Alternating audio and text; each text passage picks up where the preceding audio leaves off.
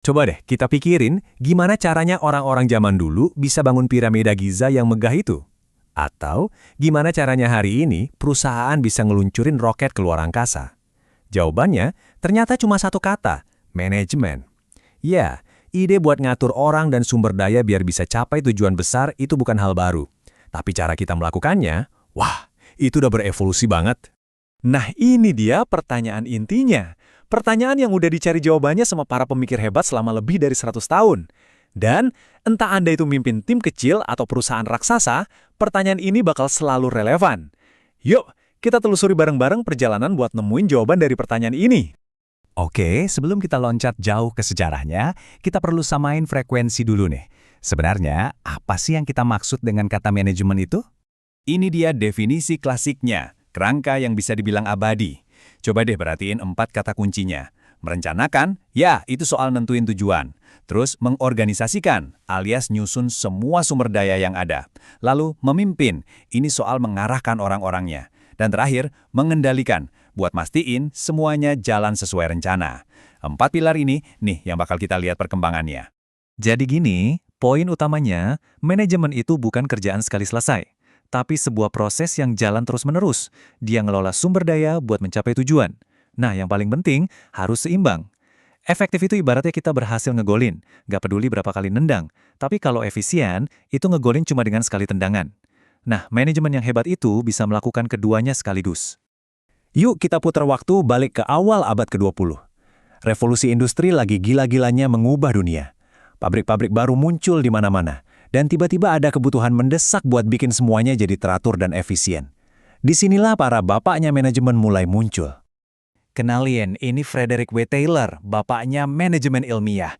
Buat dia, manajemen itu soal nyari satu cara terbaik, the one best way, untuk setiap pekerjaan.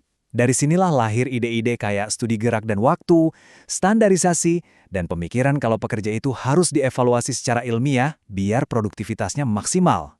Terus ada Henry Fayol dari Prancis. Nah, kalau Taylor itu kayak insinyur yang fokus ngurusin pekerjaan di lantai pabrik, Fayol ini lebih kayak arsitek yang ngerancang kerjaan para manajer. Dialah yang ngasih kita 5 fungsi inti manajemen yang terkenal itu. Bisa dibilang, ini cetak biru buat para manajer sampai hari ini. Lalu ada Max Weber, seorang sosiolog yang ngasih kita konsep birokrasi. Mungkin sekarang kita dengar kata birokrasi itu kesannya ribet ya. Tapi coba bayangin dunia zaman itu. Weber bilang, punya aturan dan hierarki yang jelas itu jauh lebih baik daripada keputusan yang diambil cuma berdasarkan perasaan atau hubungan keluarga. Birokrasi itu upaya buat bikin sistem yang adil dan rasional.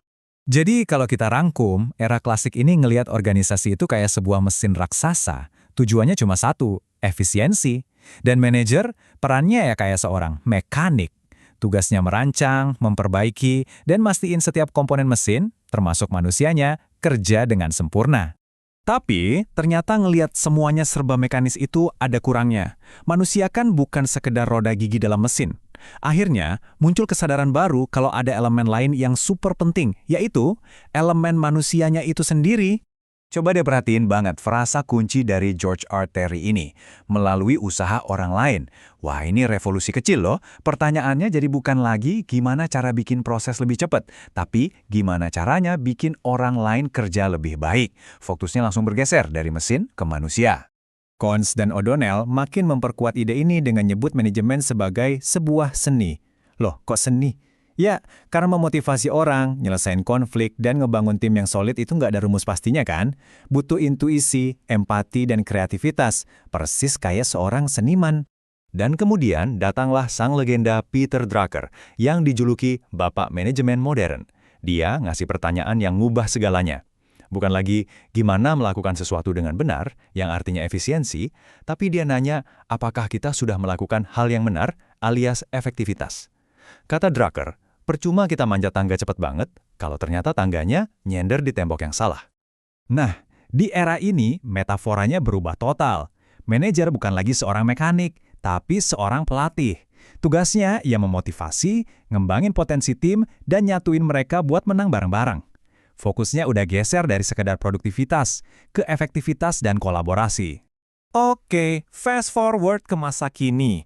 Globalisasi, teknologi, dan perubahan yang super cepat bikin arena permainan jadi bener-bener baru. Terus, gimana definisi manajemen beradaptasi dengan dunia yang serba terhubung dan penuh ketidakpastian kayak sekarang? Coba deh lihat definisi dari Robbins dan Coulter ini.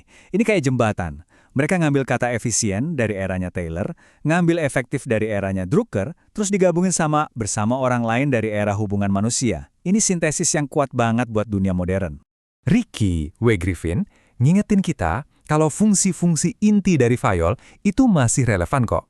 Kita masih perlu merencanakan dan mengendalikan. Tapi tantangannya sekarang jauh lebih kompleks. Gimana coba caranya ngendaliin tim yang kerjanya dari 5 negara berbeda? Gimana ngerencanain produk di pasar yang bisa berubah dalam semalam? Nah, itu tantangan barunya. Dan Richard L. Delft ngegarisbawahi satu kata kunci di era ini, adaptasi. Kalau manajer era klasik itu administrator yang jalanin sistem, manajer modern itu harus jadi pemimpin yang adaptif, yang bisa ganti arah dengan cepat waktu dunia di sekitarnya berubah. Mereka nggak lagi cuma ngikutin peta, tapi harus siap menggambar peta baru. Ya, di era kontemporer ini, manajer itu seorang navigator. Mereka nggak cuma ngarahin ke kapal, tapi juga harus bisa baca peta yang terus berubah, ngehindarin dada yang nggak terduga, dan nemuin rute-rute baru buat sampai ke tujuan. Adaptasi dan inovasi jadi kuncinya. Oke, kita udah melakukan perjalanan yang cukup jauh ya, dari era mesin sampai era digital. Sekarang, mari kita satuin semua kepingan puzzle ini dan lihat gambaran besarnya. Nah, ini dia, gambaran lengkapnya. Kelihatan kan perjalanannya?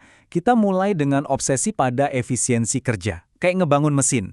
Terus kita sadar, loh, mesin itu diisi manusia, jadi fokusnya geser ke hubungan manusia.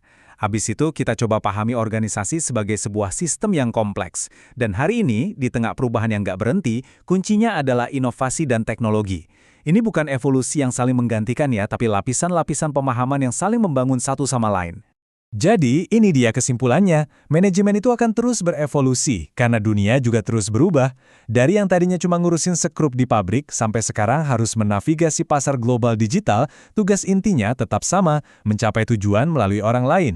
Tapi caranya jadi jauh lebih kompleks. Manajemen yang hebat hari ini bukan lagi soal ngejaga mesin tetap jalan, tapi soal ngebangun roket untuk masa depan.